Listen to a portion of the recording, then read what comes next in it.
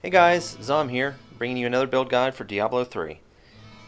So today we have what I am calling the LazyStorm build, aka the passive-aggressive debag build.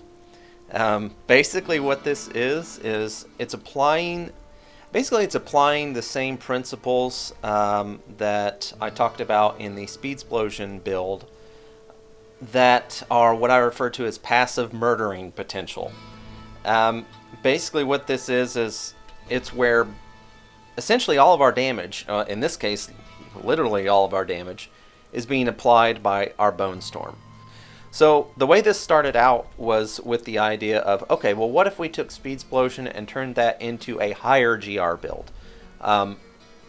So I first focused on making it more tanky and, being able to buff that corpse explosion damage even more than what I was doing before, primarily through Chrisbans. But then the thought occurred to me, kind of as a joke and kind of not. I thought, well, what would happen if instead of buffing the corpse explosion damage, what if we went in the opposite direction and instead we focused on buffing just the passive damage? And this is the result. Basically, what it is all of our damage is coming passively simply by walking by enemies. Okay, that's why I call it LazyStorm, because it's basically doing all of the work for us. So how does it work?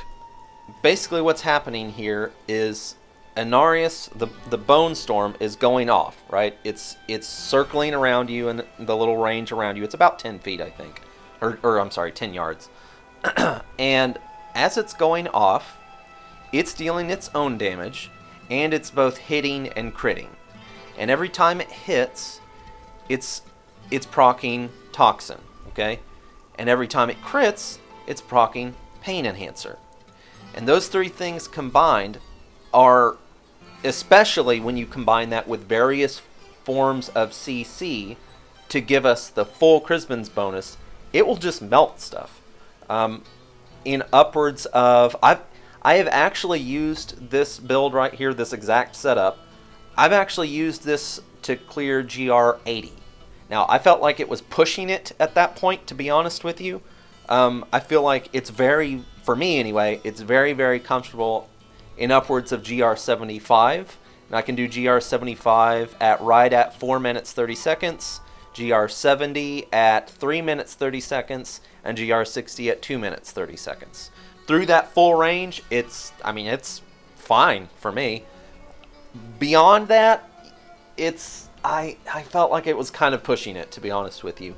I would probably, I would switch over to my Novalancer build at that point, because I just feel like this kind of peaks out around there. But anyway, essentially the idea here is we're using all of the same passive damage that we're getting from Speedsplosion, but in place of Corpse Explosion, we are putting in multiple types and sources of CC to get this full Chrisbans bonus. And that makes a pretty big difference. And on top of that, we're using a couple of different things to give us more toughness. So it's more toughness, and we're applying various sources of CC to get that full Chrisbans bonus. So as far as gear, you're using 5 pieces of Inarius, and you may notice here that I've got Blind Faith here. This is kind of a weird thing that you might be surprised to see here. So the purpose of this is, getting back to what I was saying about CC, this gives you an upwards of 40% chance to blind on hit. And this does get procced by your Bone Storm going off, okay? And this is something that I'll just go ahead and say it is more useful the higher GR you go. Or to be more specific, it's more useful the slower you are killing enemies. If you are walking up to that enemy and they're just evaporating in like a second, you're not necessarily going to see a whole lot of use out of this. But the higher you go, when you get into like the GR 70 plus range, enemies aren't going to be dying quite that quickly. They're going to be, surviving a couple seconds at least. And when they're alive for a couple of seconds, you will definitely be glad that you have this, because it goes off all the time. And every time it goes off, every time an enemy is blinded, guess what? You're getting the full Chrisman's damage bonus, and that's pretty huge. So this is one of our sources of CC for this. So 5 pieces of Inarius. We've got Blind Faith in the Helm. Dainties, because as I said, I wanted to focus this a little bit more on tankiness than Speed Explosion. So we've got Dainties in here for an extra 50% source of DR, which is that's a big deal. COE and Crispins, of course.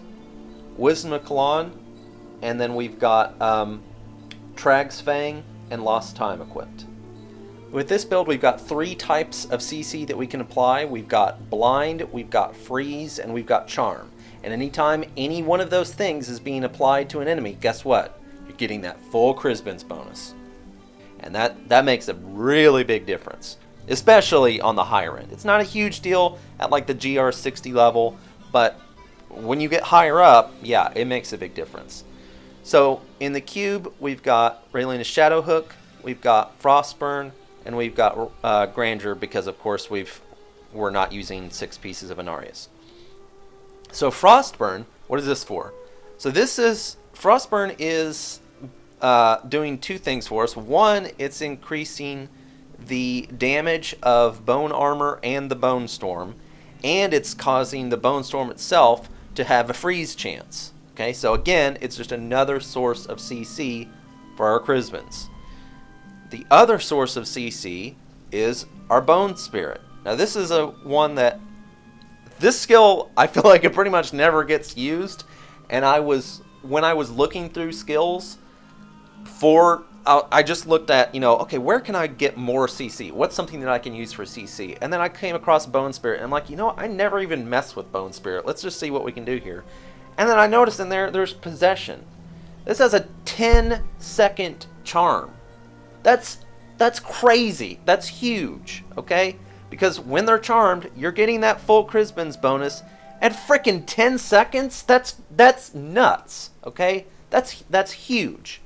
Basically what happens is you put this on an elite, you put this on well, of course not a Juggernaut, okay? It doesn't work on Juggernauts, and it doesn't work on the Rift Guardian, but it works on everything else. You put this on an elite, you put this on a champion, you put this on every champion in a 3-pack of champions, and guess what? It's over, okay? You put this on them and they just explode, okay? Because they're doing nothing. They're hitting enemies for you. So they're not hitting you, and you're getting that full triple bonus, and you just stand next to them, and they just explode. So this is super useful here. It's doubly useful because not only is that 10-second charm huge, but in place of Corpse Explosion, we're using Devour Cannibalize. And so basically what this is doing is, as we're running around, we're just running forward. Every time we consume a corpse, the cooldown of Bone Spirit gets reduced. Okay? So, basically what's happening is you're running forward, you're killing stuff, you're consuming corpses through Devour, and this is just recharging super fast. Okay? So those things synergize extremely well. And it synergizes so well that I find that I actually... And this is not the fault of the build, it's just my own personal problem, is that I find I end up saving this way, way, way more than I actually need to. You can use 1 charge of this, you can use 1 charge and leave it on cooldown at all times, and you will be absolutely fine. I mean, you don't have to do that, but honestly, when you're in combat absorbing corpses with Devour, I mean, this thing it recharges like crazy. To the point that I have to just try and break my own habit of only saving this for elites, which is what it's designed for. It's designed to help us kill elites faster, and it does that, but the truth is it recharges so quickly that you don't have to save it just for elites. You don't have to save it as much as I'm actually typically saving it. If you use one charge of this and leave it on cooldown at all times, you will be absolutely fine. Because by the time you actually fight that elite, it'll be back to 3. By the time you fight that champion back, it'll be back to 3. You throw that on them and they're done. They're just done. They don't do anything, and long before that 10 seconds is over, they just explode. So this is a source of CC. This is a source of CC. This is a source of CC. And again, the whole point is every time every one of those is going off, we're getting triple bonus, and basically all of our passive damage is just disintegrating them. Okay? Okay, so let's talk about Pain Enhancer for a moment. Pain Enhancer is the single largest source of damage in this build, full stop. Okay? Full stop. Pain Enhancer is where most of the damage is coming from here. And I feel compelled to point this out because I didn't even really realize how some of these things worked until I did some extended testing. And in fact, I even gave a couple of people some information that turned out not to be true when people were asking me about element damage. I've always had physical listed as the priority here, but when people were asking me why physical was the priority, I did say basically that Pain Enhancer was better for basically slapping damage on, or slapping a dot on an enemy and being able to continue running, whereas Cold is only buffing the damage that you're dealing while you're literally standing next to that enemy. And that is true, but until I really tested how the Bone Storm damage worked, I didn't realize how insignificant it is, okay? And the reason that it's insignificant is because the way the set bonuses work here, the way the multipliers work here. And case in point, the 2-piece bonus, let's read these for a moment. The 2-piece bonus says bone armor damage is increased by 1,000%, okay? The 6-piece says bone armor also activates, those words are important there. Bone armor also activates a swirling tornado of bone, damaging nearby enemies for 750% weapon damage and increasing the damage they take from the Necromancer by 2,750%. So what? Well, the reason that's important is that that Bone Storm does not do 1,000% times 750%. Okay? It does 750%. That 2-piece bonus only impacts the actual skill activation damage. It has no impact on that 6-piece storm damage whatsoever. And if you really think about it, that should have been obvious to me from the very beginning. It wasn't. I didn't really think about it. But it should be obvious when you really sit there and think about it. Because, again, just think about this for a moment. It's not dealing 750,000% weapon damage, okay? That would be completely insane. It's not doing that. It's dealing 750% weapon damage. I've swapped out Pain Enhancer and Toxin and sat there with Gizzard and Esoteric on an enemy, and what you'll see is like 1 billion crits. So it'll show like 1,000 M. That's a billion. That is really not that much damage, to be honest with you. We are way more interested in that storm for the utility that it's providing than the actual damage that it's providing. And obviously that utility is super important because we need it to do anything here. We're using it to apply Pain Enhancer. We're using it to apply Toxin. We're using it to blind enemies. We're using it to freeze enemies with Frostburn. We're using it to apply the slow from Lost Time. Okay? All of those things. Oh, and of course we're using it to get that 6-piece damage bonus to all of our damage. All of those things are super important. They're completely essential for any of this to work. But the actual per tick damage of the storm is pretty insignificant. To the point that I'm actually going to change what I have listed on the build, where I had bone armor damage listed in a couple of places. I had it for shoulders, and the offhand. I'm actually going to change that. I'll figure something out. Probably armor. I'd say probably armor on the shoulders. And I'm not sure on the offhand. I'll figure out something for that. But basically, the reasoning here is that, as far as I can tell, bone armor percent damage has no impact on the storm damage at all. It only, as far as I can tell, it only impacts the actual skill activation. If it does have any impact on the storm damage itself is insignificant to the point that increasing 1 billion ticks by 15% or something is not doing anything for you anyway. I don't think it actually affects it at all, but even if it does, 15% more of 1 billion damage is absolutely nothing. So, again, it's important for utility, not so much for damage. I will still go as far as to say, and I've said this since the beginning, that I do think Convention of Elements is a good choice here because it buffs some part of our damage on every element cycle. That's still true. The only thing that's changed is the actual cold buff is not that important because that's only buffing, the storm damage, which I'm again saying is not that significant. But when it's on physical, it's buffing Pain Enhancer and Bone Spirit.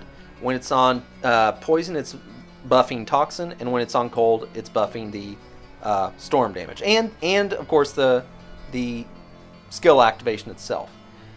And by the way, while I'm talking about that, the rune on it does buff cold does buff the storm damage because the rune that you use on bone armor does change the element type of the storm.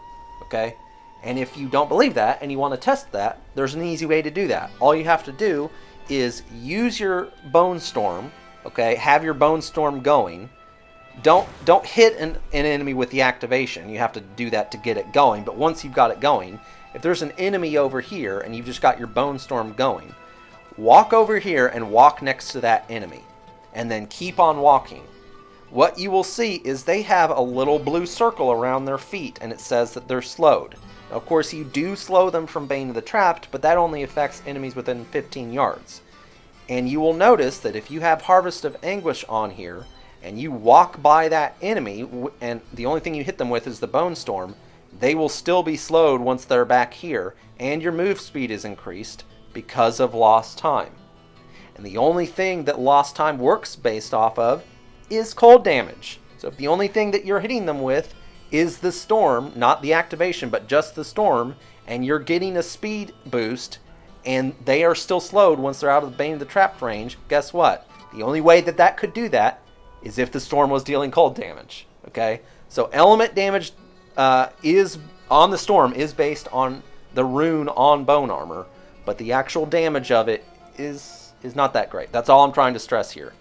But basically this leads me to Pain Enhancer. It's so important that you have high crit chance, because Pain Enhancer is such a essential part of the damage here that the lower your crit chance, the less you're taking advantage of this. Okay? I recommend that people have at least 50% crit chance for this to work efficiently. Obviously, the gem levels themselves are important as well, but again, it's not doing anything for you if you're not critting. So you really want at least 50% crit chance, and then you can focus on crit damage after that. Right now, I have 53% crit chance and a little under 500% crit damage. Gem levels are obviously important, okay? I'm not going to say that they're not. You want at least, I'm going to say at least 60 on these. Preferably closer to 70. I have 87 right now, but I would say you want at least 60. Beyond that, as far as the damage is concerned, you want an ancient weapon and an ancient offhand, okay? Armor is not so important in terms of stat boosting. That's going to give you, in other words, going from non-ancient to ancient, you're looking at typically like 2% of a damage boost and a toughness boost going from non-ancient to ancient. If you aug that ancient with like a level 80 gem, now you're looking at a damage increase of about 6% and a toughness increase of about 2%. So it's not that those don't do anything, they do, but they're of lesser importance to weapons and offhands. With weapons and offhands, you're talking about like 15, 20% damage boost each. Okay? It's huge. 15 to 20% of a damage boost going from non-ancient to ancient each.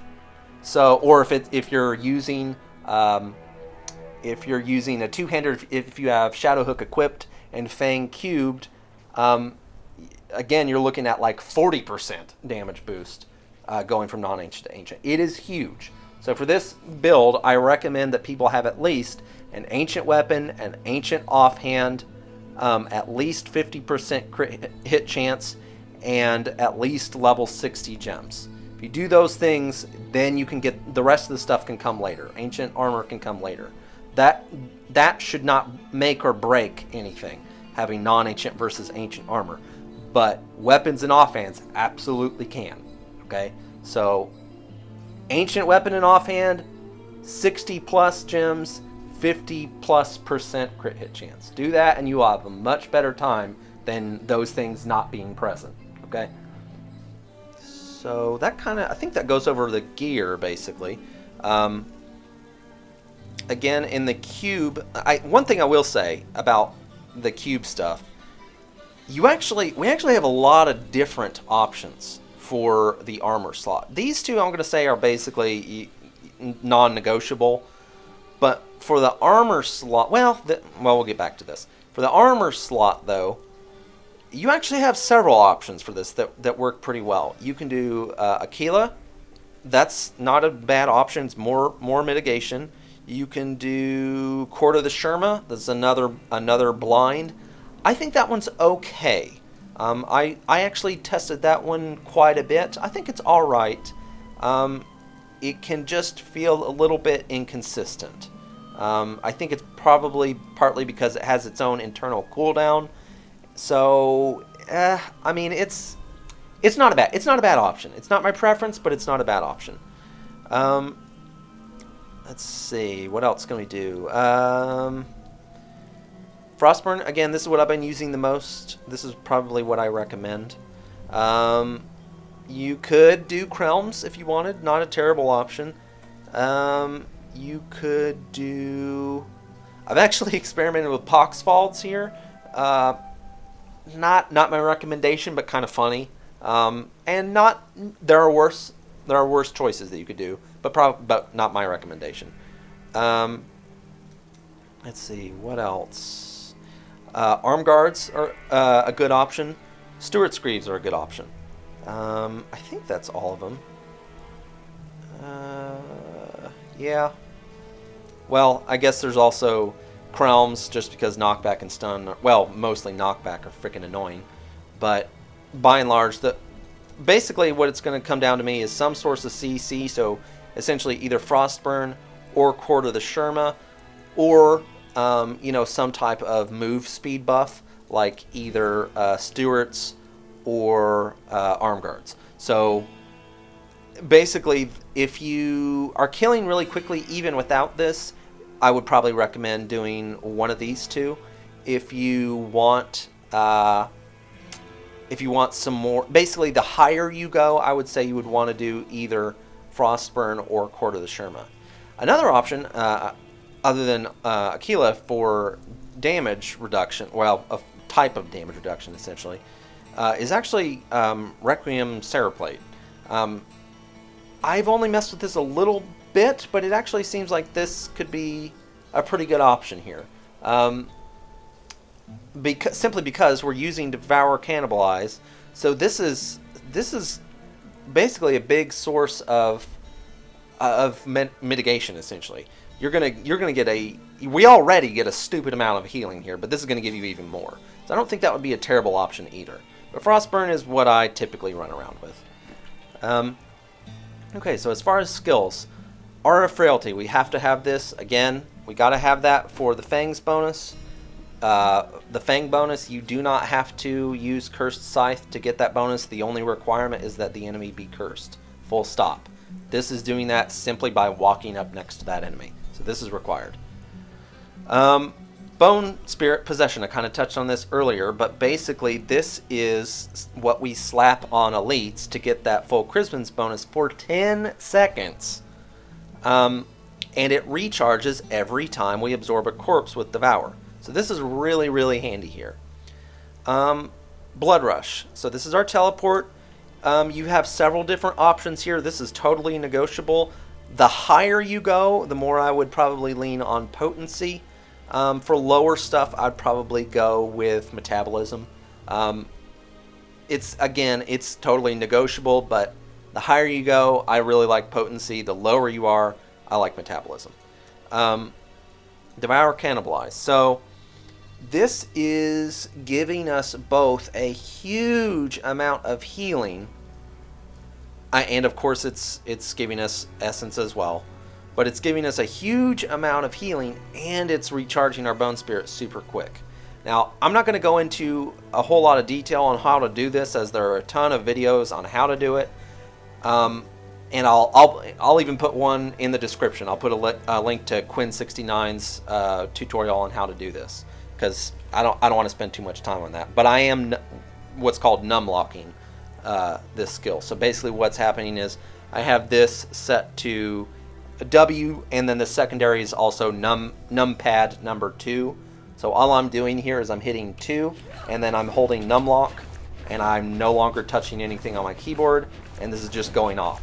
So basically any corpses within 60 yards while I'm just running around are getting absorbed with Devour.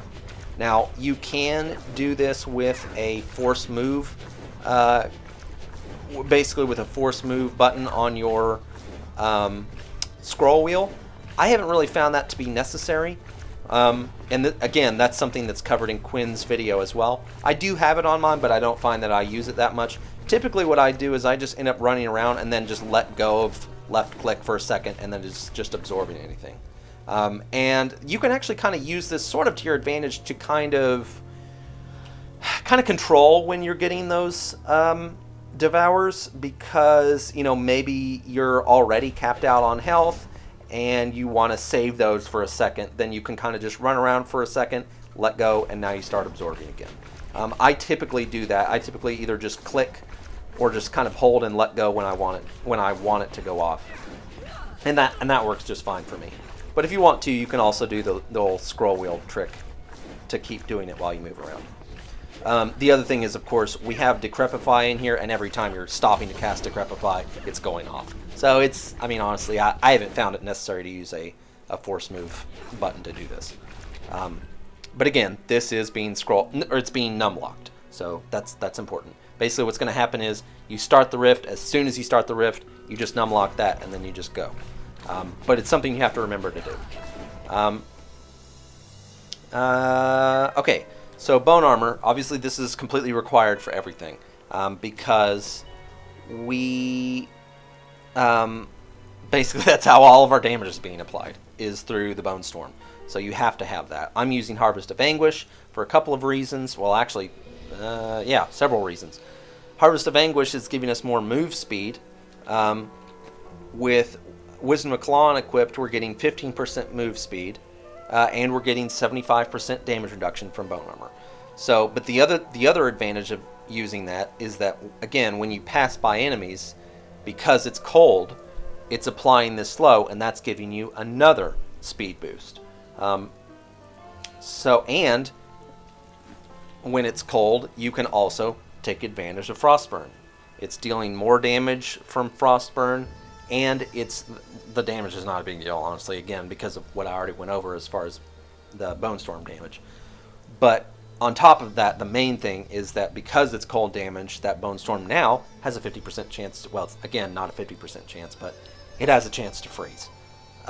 It's not a 50% chance flat, because the storm itself has something like a 1/3 proc chance, so it's 1/3 of 50%. But it's something that you're going to see pretty frequently, just like Blind Faith, which is 40% chance, and you see it frequently too.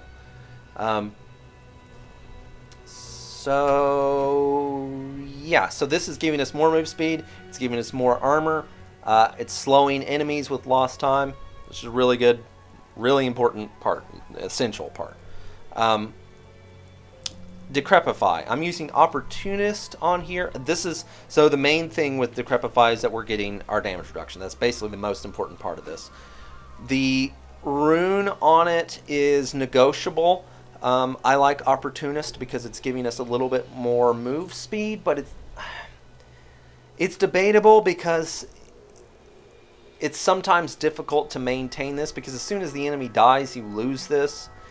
Basically, the main way that you're going to be able to use this is if you see a group of enemies over here, you throw this on that group of enemies and you're moving towards them with increased move speed. That's basically the main time you're going to be able to use this. And this is actually easier to maintain the higher GR you go, because the higher GR you go, the longer it takes for enemies to die. So if they survive, a couple of seconds, it's easier to maintain this than it is if they die in a second or less. So, again, I would say negotiable. You could do Dizzying Curse. That's not a bad option, but I typically just use Opportunist. Passives. We've got Dark Reaping. Dark Reaping plus Devour is giving us 5% health, 5% of our maximum health back every kill. Okay, that's huge. When you have a large amount of health. When you have, right now I have 1.463 million health. Earlier on I had 1.35 million health. And at 1.35 million health, between these two things, you're getting back 67,500 health every enemy that dies. That's huge, okay? That's huge. And this illustrates how important high health is with this build, because high health is serving double duty here. Not only is it giving enemies more of a barrier to have to break through, but it's giving you more healing as well. Again, like I was saying, at 1.35 million, you're getting 67,500 per enemy. If you instead, for example, had 700k health, instead of 67,500, you're getting 35,000 per enemy. So it really, really adds up. The more health you have, the more enemies have to chip through, and it's getting double duty of increasing our healing. And that healing, it's crazy. This is part of why this is so tanky. You'll hardly see your health move at all while these things are going off, because you're just getting so much regen from that. We're not talking about 100k life per second. We're talking about 67,000 or 70,000 per enemy death. Okay, so in a second you can have 5 enemies die, and it's just like you get absolutely insane regen from that. It's crazy. Your health barely moves, basically. Now, of course, that's prefaced on so long as enemies are dying. Okay, as long as enemies are dying, you will be fine, because you're going to get a crazy amount of regen between these two things. Standalone. This is super obvious. This is giving us more armor. I like to shoot for about 15k armor. You can do that, you're good. I wouldn't go too far out of your way to try and push that above that. Shoot for 15k. If you get that, you're doing pretty good.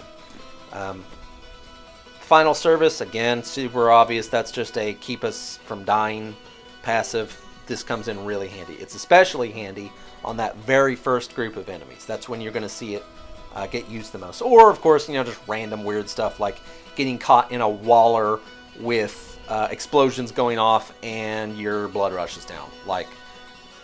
There are going to be times where this is just going to come in handy. Overwhelming Essence is just more straight damage because we're using Shadow Hook. I think that's kind of it.